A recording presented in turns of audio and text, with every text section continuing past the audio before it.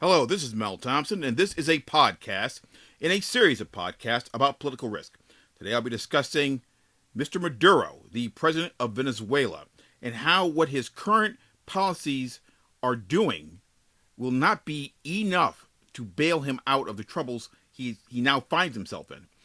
When you sign a substantial energy deal with India, it is not the end of your own economic errors at home. The recent $145 billion deal between Venezuela and India is not going to change the dynamic of failed economic policies in Venezuela. This is a red herring that is being used to attract FDI, foreign direct investment, that is, at a time when it is prudent to avoid any expansion in Venezuela. If the Maduro administration is to be believed, and quite frankly, it should not be believed, the profits generated from this particular deal will be used to pay down debt and increase foreign direct investment in Venezuela.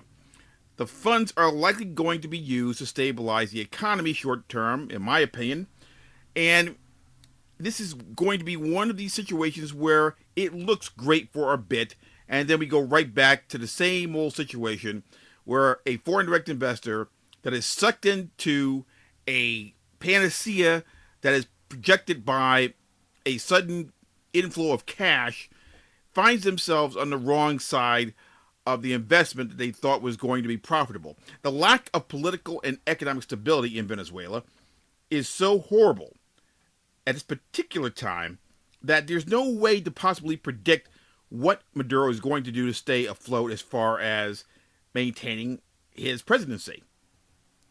What I would like to say in a very grudging and very straightforward manner is this: do not give up on Venezuela, but be very, very careful what you do as far as expanding. Maintain what you have as a foreign direct investor.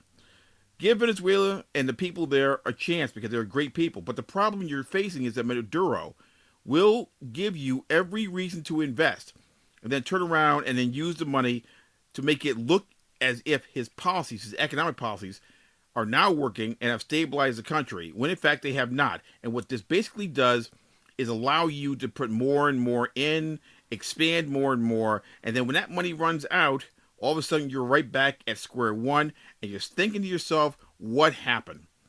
It is not a good time to be fooled by a fool. And Maduro has fooled the people of Venezuela time and time again. At some juncture, Venezuela is going to be one of the best possible places for businesses and the opportunities that these businesses can possibly obtain.